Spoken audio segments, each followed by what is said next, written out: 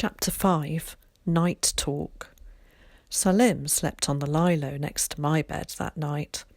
I'd hardly ever had to share before. My hand shook itself out. Salim shuffled into a sleeping bag without saying much. I wondered if I should start a conversation. But what about? Small talk or big talk? I remembered what Mum had said when I started at secondary school last autumn. When you meet new people, Ted, keep the talk small. I'd asked her what this meant. Did it mean to use only words of one syllable? She'd laughed and said no, it meant sticking to everyday subjects. Like the weather, I'd asked.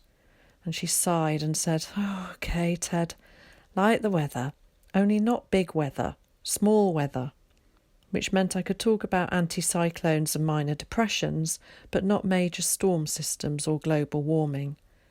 "Salim," I said, "do you do small talk?"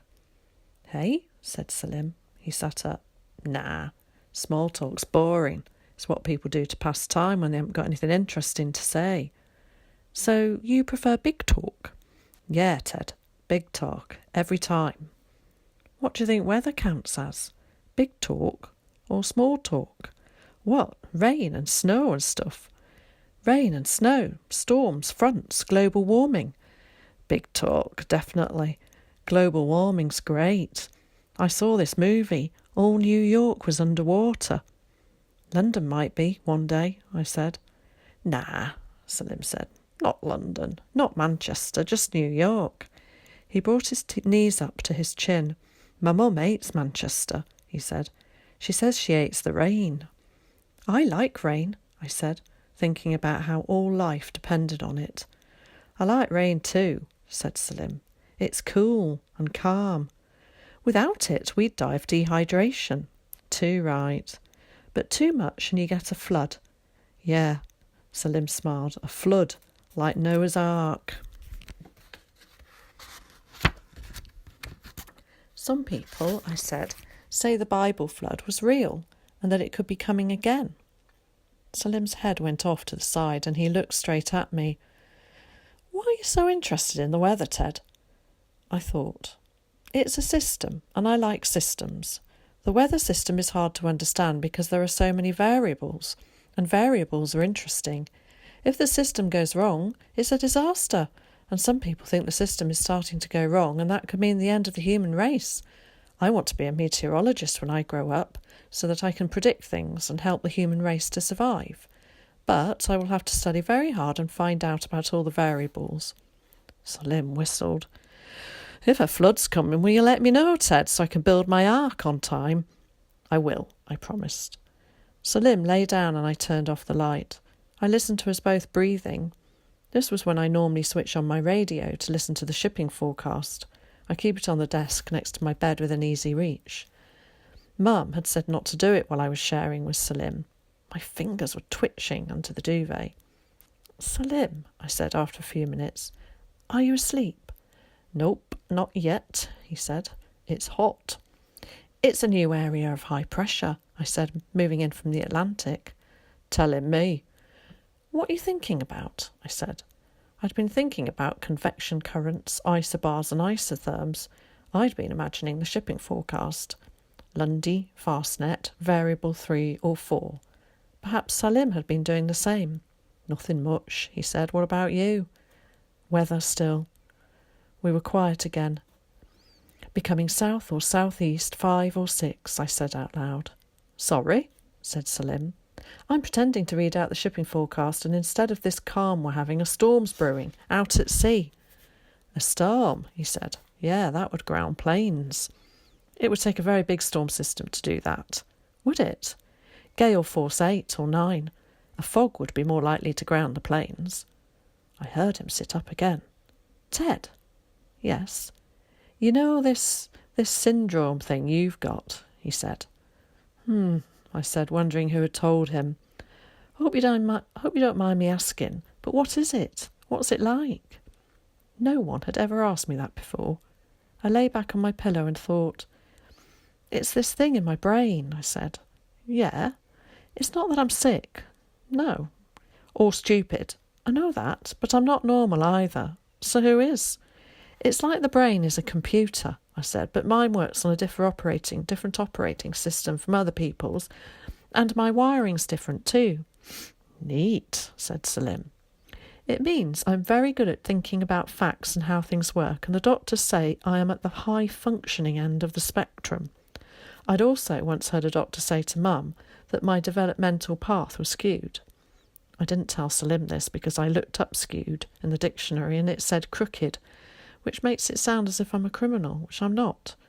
That sounds good, Salim said. Yes, but I'm rubbish at things like football. So am I, said Salim. Tennis is my game. My favourite sport is trampolining, I said. Trampolining? Yes, I used to have one. I jumped on it every day and it helped me to think. Then it broke. Too bad, I love trampolines. My syndrome means I'm good at remembering big things like important facts about the weather, but I'm always forgetting small things like my school gym bag. Mum says I have a brain like a sieve. She means that things drop through the holes in my memory. Salim laughed. Maybe I've got the syndrome too. I forget things myself. What things? My mobile, sometimes, or my homework. I never forget my homework. Kat says that's why at school they call me a neek. A neek? It's a cross between a nerd and geek. They don't like me because I only talk big. I'm trying to learn how to talk small, but it's hard. You know an awful lot, Salim said. I can tell from all these books. He pointed at my shelves of encyclopedias. Why bother trying to be something you're not? Mr. Shepherd says if I learn how to be like other people, even just on the outside, not inside, then I'll make more friends. Then I told him something I'd never told anyone before. I don't like being different. I don't like being in my brain. Sometimes it's like a big empty space where I'm all on my own, and there's nothing else, just me. Nothing at all. Nothing, I said, not even the weather, only my thoughts. Oh, I know that place, said Salim. I'm in there too. It gets real lonely in there, doesn't it? I heard him lie down again. He whistled through his teeth. Lonely as hell, he muttered, and was quiet. I thought he'd fallen asleep, but a moment later he said, You got called a lot worse things than Neek at my school. It was all boys, no girls, and really rough stuff. Rough stuff? Yeah, fights and dares. One boy had a knife. I didn't like it. But then I got friendly with my mate Marcus, and it got better. He and we were the top noshers in 9K. Marcus used to be Packy Boy, like you're a Neek, but he isn't any longer. He's a mosher now. A mosher? I said. What is a mosher? It's northern for casual, cool dude. Last term we starred in this play called The Tempest. Marcus was a huge hit. He'll never be Packy Boy again. The Tempest, I said. Is that about the weather? Yeah, it's by Shakespeare and starts with this massive storm out at sea. It's right up your street. After that he did fall asleep. I lay back listening to him breathing in and out. I wondered how the Tempest could be right up Rivington Street where we live. Then I realised up your street was another funny thing people say that doesn't mean exactly that. My brainwaves started whirling around the big hollow in my head, like molecules in a cumulonimbus cloud that's about to burst. I made up my own shipping forecast. Malin, Hebrides, northwest 7 to severe gale 9. Deepening low, moving northeast, rain becoming variable. A cool breeze came in through the window. Salim gave a sigh, as if he was working something out in a dream. I thought about what Aunt Gloria had said about Andy Warhol being a cultural icon, and maybe having what I've got. And then I remembered how some people say Einstein had it too. My brainwaves calmed down, and then I fell asleep. Chapter 6. We go to the eye. When I woke up, the sleeping bag on the lilo on the floor next to my bed was empty. I looked out of the window to do a weather check. The sun shone. The anticyclonic pattern of the recent days continued. Barometers would be set to dry and fair, and isobars would be far apart, just as I'd predicted yesterday. I found Salim with Kat in the bathroom. He had Dad's razor blade in his hand and was shaving off the faint hairs over his upper lip and laughing at the same time. But I thought it looked good, Salim, Kat said. Salim turned and winked at me. Thing is, The more you shave it, the more it grows back. It's like lawn mowing. This made Cat hoot with laughter. When owls hoot, it doesn't sound like humans laughing, so I don't know why people say hoot, but they do. Nor could I see any logic in hairs or grass growing longer by being cut off. But I laughed too because I wanted to be Salim's friend. Then I ran a finger over my own upper lip. There were no hairs there, and this was good. I wasn't sure about the idea of hairs growing on my face. For one thing, shaving is dangerous. Dad often comes out of the bathroom with bits of blood-drenched toilet paper stuck to his chin. For another thing, facial hair is a sign that we have evolved from apes, and when you remember that we evolved from apes, you have to admit how limited human intelligence is, mostly. Then we had breakfast. I had 43 shreddies, Cat had toast, and Salim started on a bowl of cornflakes but didn't finish it. Then we left the house with Mum and Aunt Gloria walking behind us, talking up a storm. This is one of my favourite things people say. It doesn't mean they were arguing, which is what it might sound like. It means that they were talking non-stop and not paying any attention to anything else around them. When storms happen, it is hard to pay attention to anything else. Cat and Salim and I walked in front together. I was on the side nearest the curb, hopping across the cracks in the paving stones and around the lamp-post with my hands in my pockets, which is how I like to walk best when I'm with other people. Then we passed the barracks. Salim said how huge it was, and I said it had 24 stories, and Cat said it would be flattened any day now by our dad. Never, said Salim. Yeah, said Cat. Why's it got to go? Dad says it was full of drugs and needles and suicidal mums and cockroaches. Yuck. Yeah, and the postman wouldn't deliver things there anymore. Salim looked up at it. Some height. Then Cat pointed to another big tower. That's where our mum works, Salim. Guy's Tower. No way. Yep. The tower was silver and tall, and I could see Salim was impressed with London because he looked at the tall buildings with his eyes wide open and his mouth open. Then we had to go down onto the tube. Cat and Salim sat next to each other, and I sat 2 seats down between 2 strangers. I folded my arms across my chest to stop my hand flapping and shaking itself out, which is a habit Mr. Shepherd says I must lose. I stared at the tube map of London. It is a topological map. A topological map is a very simplified map, not to scale, so with no relation to the real distances. The stop stand for places where you can get on or off, or sometimes change trains, and these are ordered into straight lines with junctions, whereas in reality they are all higgledy-piggledy. If I'd been next to Salim, I would have talked about different kinds of map and explained how topological maps should never be confused with topographical maps. But when I looked over to where Salim was sitting, Cat was showing him the silver nail polish on her fingernails and asking him about his social life, which is the thing she always talks about. I tried to see if he was bored. When people are bored, Mr. Shepherd says the muscles in their face don't do anything, and they stare without really looking, and he says I should always check to see if this is how people are looking when I talk to them. Salim was laughing and nudging Cat, so I deduced that he was not bored, although I would have been. We got out at Embankment Station so that we could walk over one of the Golden Jubilee bridges and see the view. The sky was blue. The river was grey. The eye was white. The capsules moved so slowly they hardly seemed to move at all. Halfway across the Thames, Salim took an old-fashioned camera, the kind where you have to use a film, from his pocket. "That's an interesting camera, Salim," Cat said. "My mum gave it to me for going to New York. I wanted a digital one, but she says this kind will make a better photographer of me in the long run." Then he snapped everything in sight, including one of Cat and me together, with the London Eye behind us. After he clicked, his mobile phone rang with its James Bond theme tune. He leaned over the bridge's rail and spoke into it like a spy on a 00 mission, as if he didn't want anyone to overhear. "That phone of yours," Aunt Gloria said when he'd finished the call and folded the mobile away. "Who was it this time?" "Just another friend," Salim said, calling from Manchester to say goodbye. "Let's keep going. We're running late." "Late for what, Salim?" I asked. "Late for the wheel."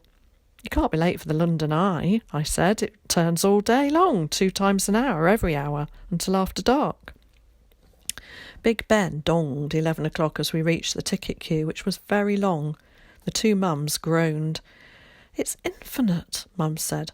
"No, it's not," I said. "Infinity. Why don't we go back later and go to the Tate first?" Aunt Gloria said. "You promised," Salim shouted. He stamped his foot and his eyebrows went down over his eyes. "Salim's right," Mum said. "We did promise, Glow. Let's stick to last night's plan. Here, Kat, take this." She handed Kat some money in large notes. "You get the tickets and Gloria and I will sit at the cafe over there and wait. When you've got them, we'll join you in the queue."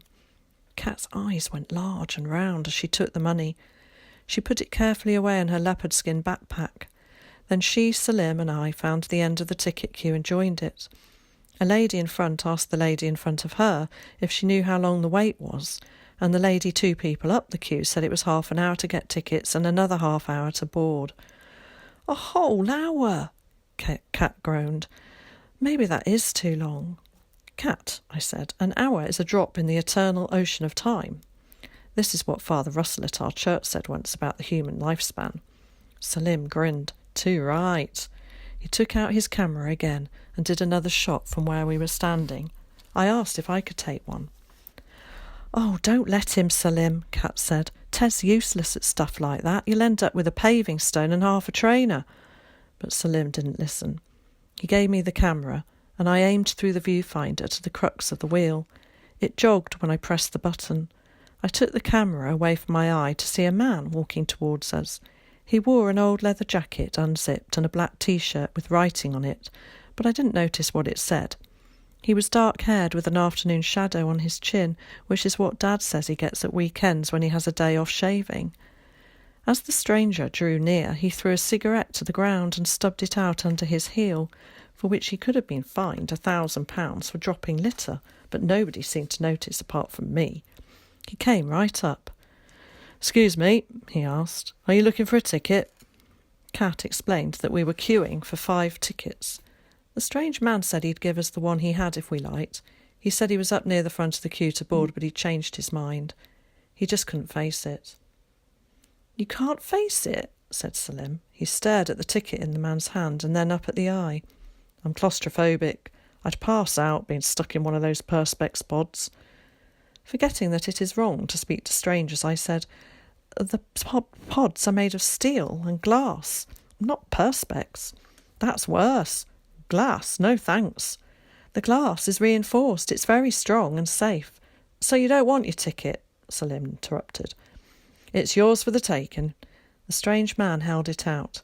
"It's the 11:30 boarding, that girl over there." He turned and pointed to a girl in sunglasses and a pink fluffy jacket. "Is holding my place. They'll be boarding soon." Salim turned to Kat. "What do you say?" "Dunno," said Kat. "Mum said to get tickets for everyone. It's a nice offer, but—" My hand was shaking itself out because I had just remembered that you are not supposed to speak to strangers or accept gifts from them. But Salim had his hands up, saying, "Well, none of us get up at the rate this queue is moving," and Kat, I could see, was weighing things in the balance, which means she was deciding what to do. As the oldest, she was in charge. "OK," she said. "Mum and Auntie Glow will be glad to save the money, I bet, not to mention the time. And Ted and I've been up already. You take it, Salim. You're the guest." The man handed over the ticket and led us over to where he'd been standing in the queue. My hand shook itself out because this meant I wouldn't be flying the eye that day after all, and it was down to a stranger with an afternoon shadow whom we shouldn't even have talked to. "Have fun," the man said, smiling. "Thanks a million," said Salim. The edges of his lips nearly reached his ears. Kat and I kept Salim company in the queue until we got to the man who collected the tickets, who was shouting, "11:30 boarders, step this way." Salim gave up his free ticket and winked at us and laughed, and then he went with a group of people to the zigzag ramp at the eye's entrance.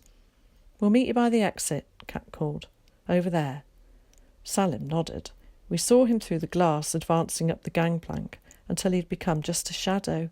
He reached the spot where the pod doors opened and closed, and his silhouette gave us a last wave. Then he hurried on with several others. I counted how many got on. 21, including him. The pod door closed behind them. I looked at my watch.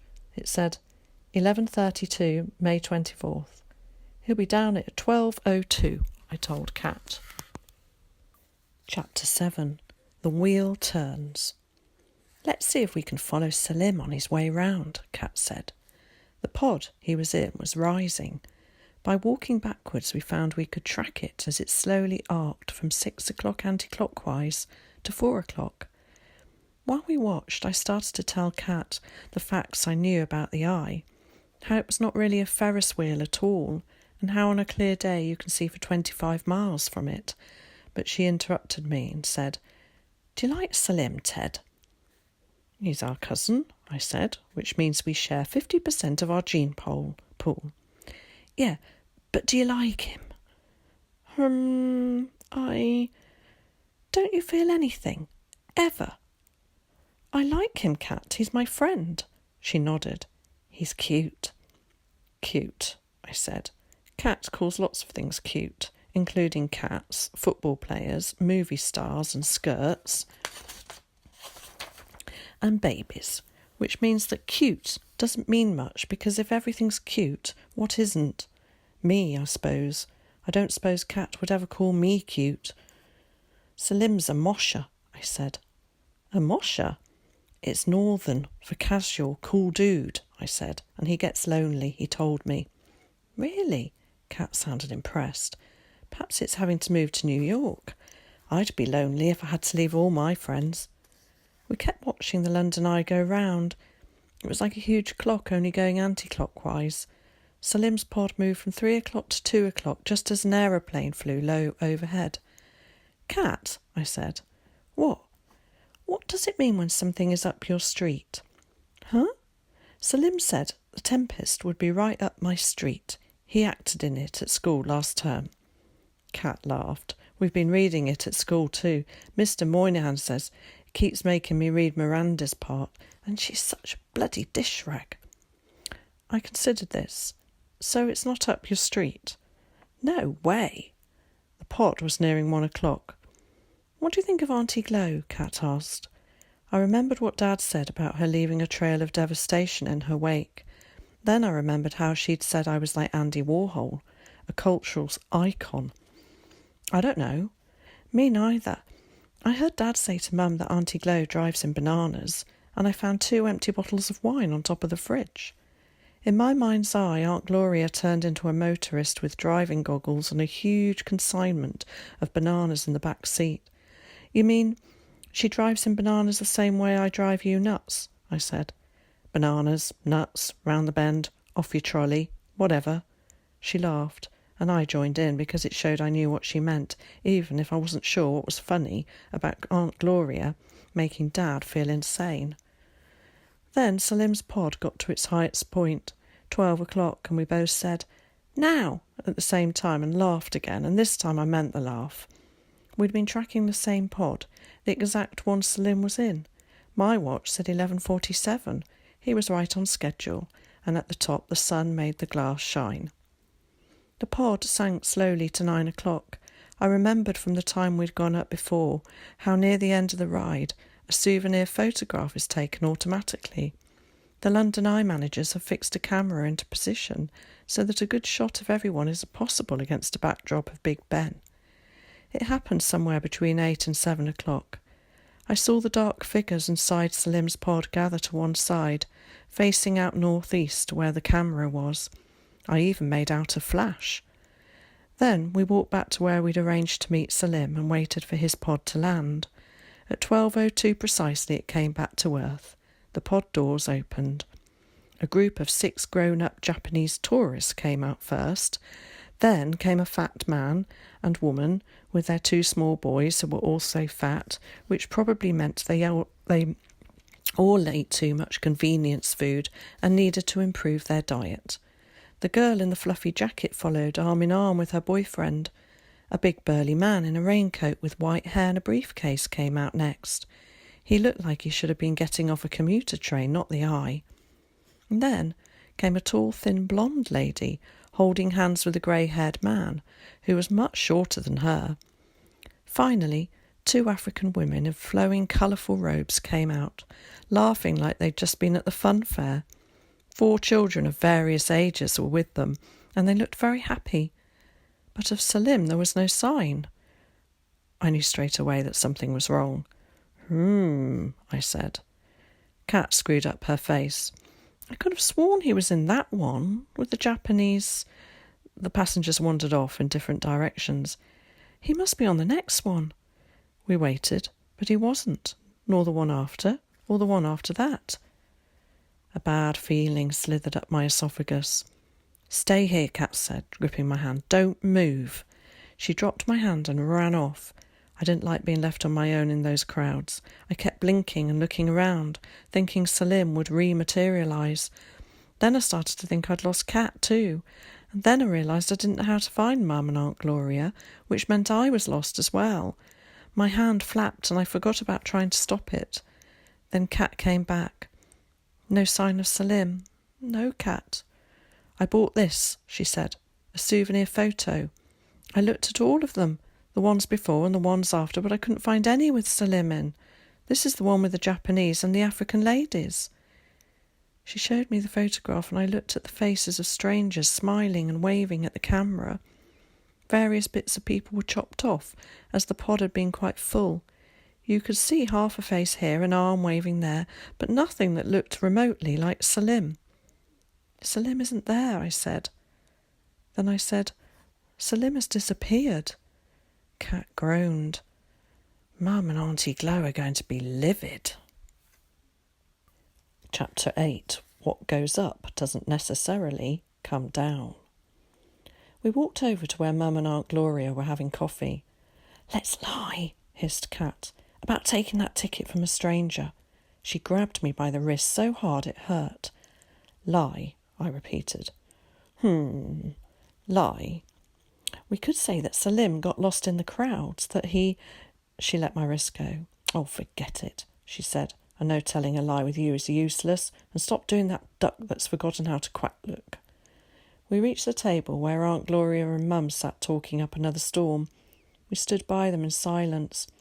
A pounding started up in my ears as if my blood pressure had shot up above normal, which is what Mum says happens to her when Kat drives her distracted. "There you are," Aunt Gloria said. "Have you got the tickets?" Kat waited for me to say something. I waited for Kat to say something. "Where's Salim?" asked Mum. "Not still in the queue." I said. "No." Mum looked as if Salim might be behind us. "Where, then?" "We don't know," Kat blurted. "This man, he came up and offered us a ticket for free. He'd bought it and then decided he couldn't face the ride." "He had claustrophobia," I said. "That's right, and the queue was terrible, so we took the ticket and gave it to Salim, and Salim went up on his own and he didn't come down." Aunt Gloria shaded her eyes and looked up.